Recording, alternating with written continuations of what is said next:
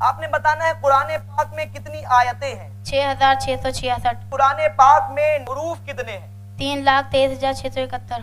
قرآن پاک میں نقطے کتنے ہیں؟ 1,05,684. اچھا یہ بتائیں قرآن پاک میں نماز کا حکم کتنی مرتبہ آیا؟ 700 سے زائد مرتبہ. قرآن پاک کے مشہور ترجمے کا نام بتانا ہے. ترجمہ کنز الایمان. سبحان اللہ. قرآن کریم کی سب سے بڑی سورہ ہے اور سب سے چھوٹی سورہ کا نام؟ سب سے بڑی سورہ سورہ بقرہ اور سب سے چھوٹی سورہ سورہ کوثر. سب سے چھوٹی سورہ ہے سورہ کوثر. قرآن کریم میں لفظ قرآن کتنی بار آیا؟ 70 بار. قرآن کریم میں رکوع کتنے ہیں؟ 540. قرآن پاک میں ایسی کون سی سورہ ہے اس کی ہر آیت میں لفظ اللہ آتا ہے؟ سورہ مجادلہ. کتنی سورتیں الحمدللہ سے شروع ہوتی ہے؟ 5. سبحان اللہ. قرآن کریم میں نبی پاک کو یا ایھا النبی کہہ کر کتنی بار؟ 11 مرتبہ.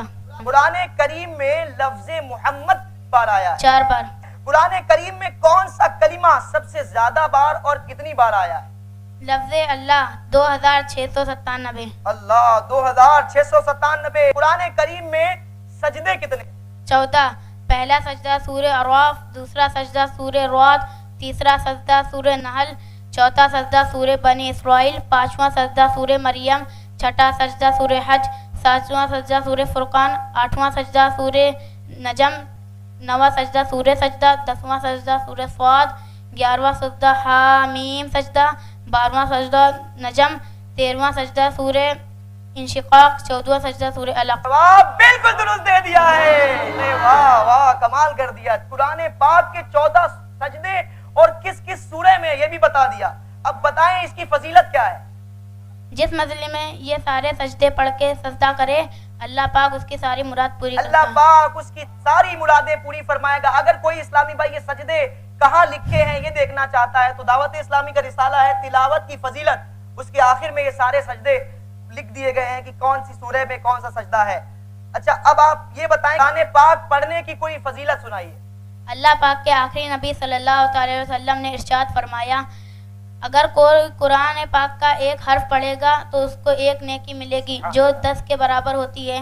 میں یہ نہیں کہتا الف لام میم ایک حرف ہے، بلکہ الف ایک حرف ہے، لام ایک حرف ہے، میم ایک حرف ہے. جواب بالکل درست دے دیا ہے. یعنی قرآن پڑھتے جائیں نیکیاں کماتے جائیں. ایک بار بسم اللہ الرحمن الرحیم بھی پڑھا تو اسے 190 نیکیاں ملیں گی کیونکہ بسم اللہ الرحمن الرحیم میں 19 حروف ہیں. تو قرآن پاک پڑھنا چاہیے. اب انشاءاللہ ہم زکوٰۃ کے بارے میں ان سے کچھ کوشچن کریں گے. زکوٰۃ کب پڑھتی؟ زکوٰۃ 2 ہجری رمضان روزوں سے پہلے فرض ہوئی. زکوٰۃ کا انکار کرنا کیسا؟ اور جو زکوٰۃ کو انکار کرے وہ کافر ہے. اللہ وہ کافر ہے. زکوٰۃ کے حوالے سے قرآن پاک کی کوئی آیت اور اس کا ترجمہ بھی سنائیے. وَأَقِيمُوا الصَّلَاةَ وَآتُوا الزَّكَاةَ نماز قائم رکھو اور زکوٰۃ دو. اور زکوٰۃ دو. قرآن پاک میں نماز اور زکوٰۃ دونوں کا ایک ساتھ ذکر کتنی مرتبہ آیا؟ 32 مرتبہ. سبحان اللہ. سارے جواب درست دے رہے ہیں. اب تھوڑا ٹپیکل پوچھتے ہیں. 1 لاکھ روپے پر کتنی زکوٰۃ فرض ہوگی؟ 2500. 2 لاکھ پر؟ 5000. 5 لاکھ پر؟ 12500. 10 لاکھ پر؟ 25000. 40 لاکھ پر کتنی؟ 1 لاکھ. جواب بالکل درست دے دیا ہے. زکوٰۃ ادا کرنے کی کوئی فضیلت اور نہ ادا کرنے کی کوئی وعید؟ زکوٰۃ دینے سے مال پاک ہو جاتا ہے. حضرت سیدنا انس بن مالک رضی اللہ تعالیٰ سے مروی ہے کہ اللہ پاک کے آخری نبی صلی اللہ تعالیٰ علیہ وآلہ وسلم نے ارشاد فرمایا اپنے مال سے زکوٰۃ نکال کی وہ پاک کرنے والی ہے تجھے پاک کر دے گی. جبکہ زکوٰۃ نہ دینے کے بارے میں ارشاد فرمایا زکوٰۃ کا مال جس مال میں ملا ہوگا اسے تباہ و برباد کر دے گی. اسے تباہ و برباد کر دے گا. ہمیں زکوٰۃ پوری ادا کرنی چاہیے. اب معراج مصطفیٰ کے حوالے سے بھی کچھ کوشچن ہوں گے. شب معراج کا واقعہ کب پیش آیا؟ رجب شریف کی 27 تاریخ کو. سفر معراج سے پہلے کیا کوئی خاص واقعہ پیش آیا؟ جب روانہ ہونے لگے تو ان کا شک صدر ہوا. شک صدر کیا ہے؟ پیارے آقا صلی اللہ علیہ وسلم کا سینہ مبارک کھول کر اس میں نور بھر دیا گیا. اس میں نور بھر دیا گیا. پیارے آقا نے کتنی اور کون کون سی سواریوں پر سفر فرمایا؟ پیارے آقا صلی اللہ تعالی علیہ وآلہ وسلم نے 5 سواریوں پر سفر فرمایا.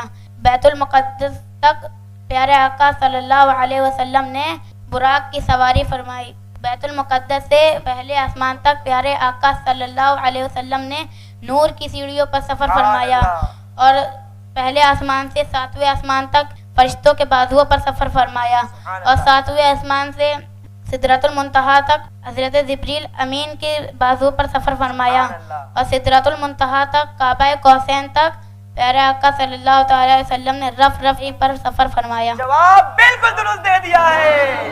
अब सोचें, ये हमको पता है कि नहीं पता है, एक छोटे से बच्चे को नॉलेज है, यकीनन इसको याद कराया गया है, लेकिन हमें भी पता होना चाहिए। अब आप ये बताएं, प्यारे आका सल्लल्लाहु अलैहि वसल्लम को जो तोहफे अता हुए उसमें से क्या खास तोहफा उम्मत के लिए दिया गया? मेराज शरीफ से उम्मत के लिए नमाज का तोहफा लाए। नमाज अदा करने की कोई फजीलत और ना पढ़ने की कोई वईद बतानी है। नमाज ना पढ़ने से अल्लाह पाक सख्त नाराज होता है। बेनमाजी की कब्र में अंधेरा होगा। जो शख्स जान पूछ कर नमाज छोड़े उसका नाम जहन्नम के दरवाजे पर लिख दिया जाता है। नमाजी से अल्लाह राजी हो जाता है।